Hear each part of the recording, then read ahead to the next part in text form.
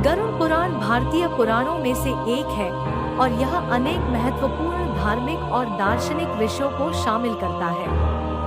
यह पुराण भगवान विष्णु के अवतार गरुड़ की महिमा को वर्णित करता है, जिन्होंने सूर्य को उत्पन्न किया था।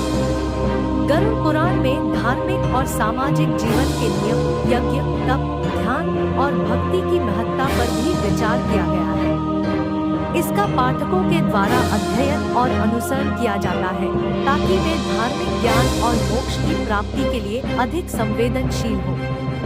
गरुड़ पुराण में सजा के बारे में विस्तार से बताया गया है कि जीवात्मा जब मनुष्य शरीर को छोड़कर पुनः जन्म लेती है तो उसके किए गए कर्मों के अनुसार वह सजा भुगतती है।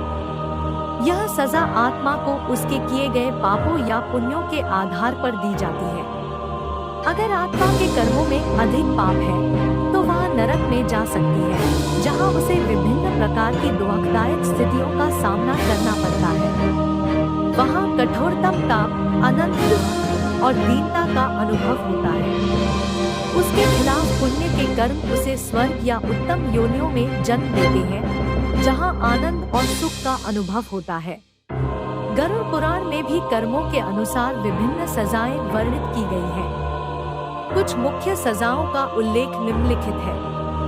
एक नरक, पाप करने वालों के लिए गरुड़ पुराण में विविध नरकों का वर्णन किया गया है। यहाँ उन्हें विभिन्न प्रकार की दुखदायक स्थितियों में बताया गया है। 2 कर्मफल, अच्छे कर्म करने वालों को स्वर्ग और उच्च स्थान प्राप्त होता है। उन्हें सुख, समृद्धि और आनंद का अनुभव होता है। 3 प्रायश्चित, पाप करने के बाद प्रायश्चित करने के लिए भी गरुड़ पुराण में मार्गदर्शन उपलब्ध है। यह प्रक्रिया पाप किए गए व्यक्ति को शुद्धि और परिशुद्धि के लिए मदद करती है। इन सभी सजाओं का विवरण गरुड़ पुराण में उपलब्ध है, जो कर्म के अनुसार व्यक्ति को अनुभव करने को मिलता है। गरुड़ पुराण ग्रंथ में भगवान विष्णु अपने प्रिय वाहन पक्षीराज गरुड़ से मृत्यु और मृत्यु के बाद की घटनाओं को लेकर बातचीत करते हैं। इसी का वर्णन गरुड़ पुराण में किया गया है।